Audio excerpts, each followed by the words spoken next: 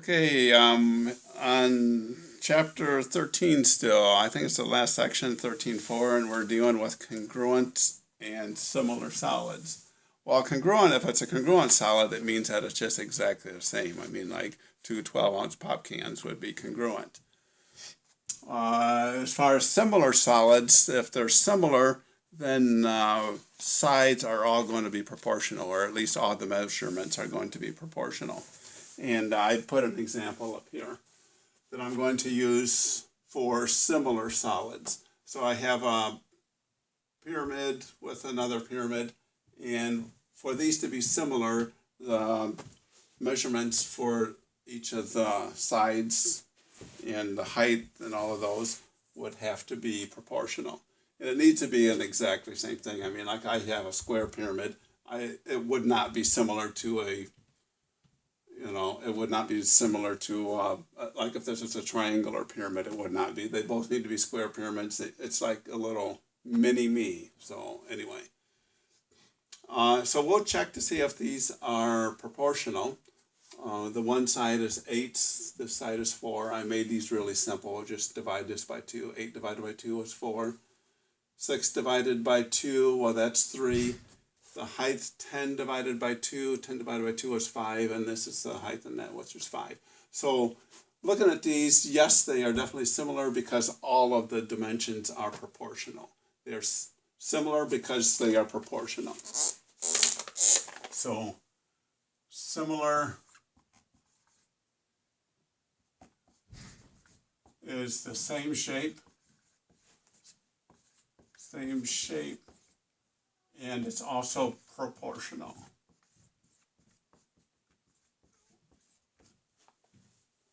All right.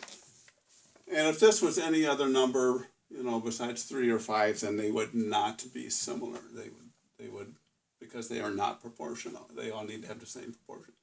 All right. There's going to be a section in there where it's going to ask what is the scale factor. And so depending if you're going from the little triangle to, the little pyramid to the big pyramid, what's the multiplier that you would have to multiply this by to get these dimensions? Or if the big triangle or the big pyramid to the little pyramid, what would you have to divide this by to get the same dimensions here?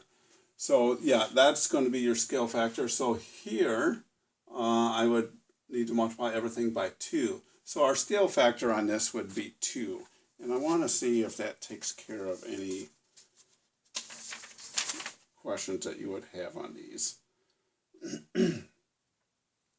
All right, I think that's going to take care of anything. It's going to be find the scale factor, and I will just use this up here as our example on this.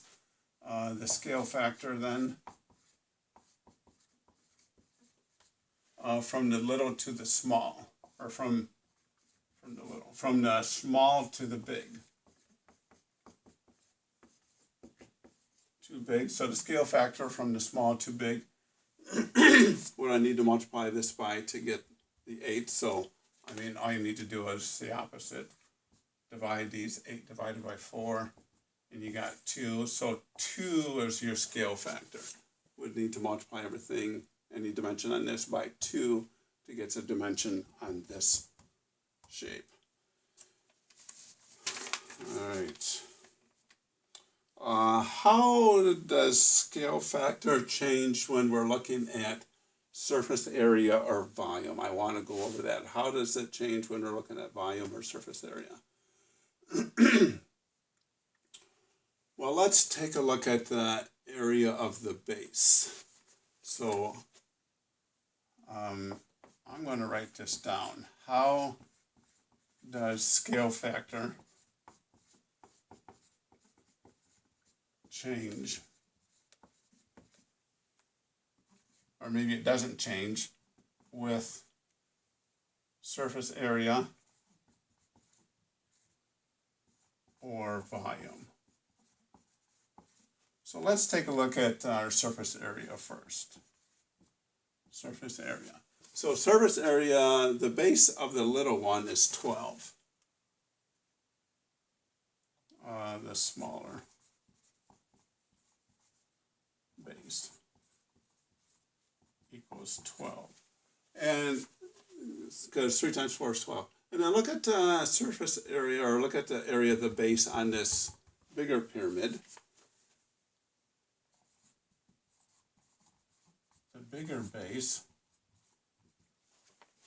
well, you have 6 times 8, which is 48.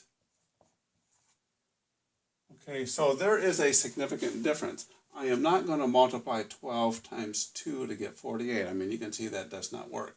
But what does happen is I would take the scale factor and I would square it.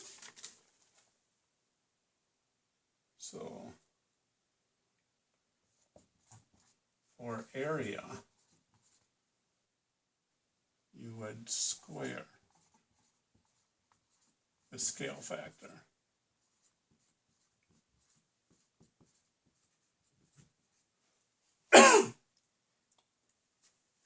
Well, let's see what it does with volume. All right. Let's see how the scale factor changes with volume. So we'll do volume of the smaller pyramid.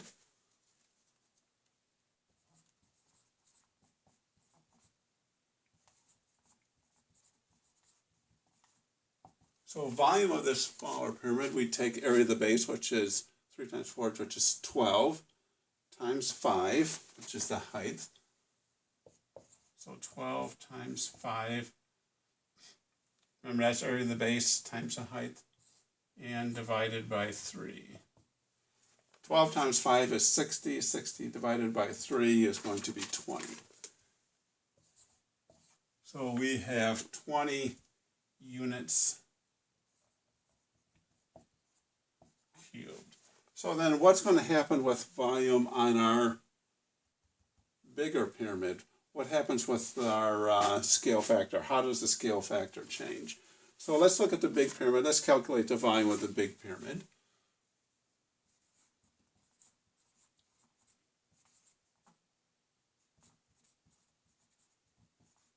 So our area of the base is 48 times the height. The height is 10, and then divided by 3. So 480 divided by 3.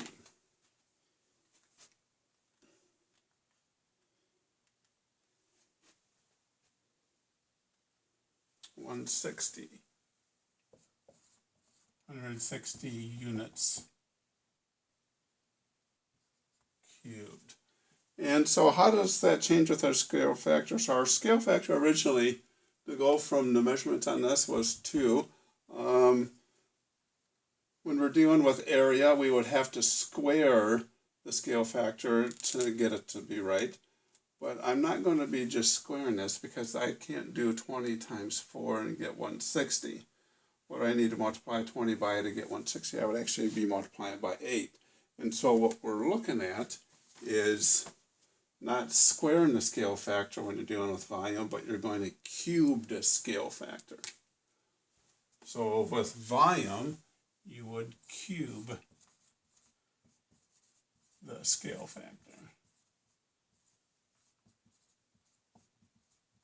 So that really should not come as much of a surprise because volume is in cubic units and area is in square units. So that really should make sense. On the homework, we've got everything pretty much covered. If you need additional help, please come to a Zoom meeting. Thank you.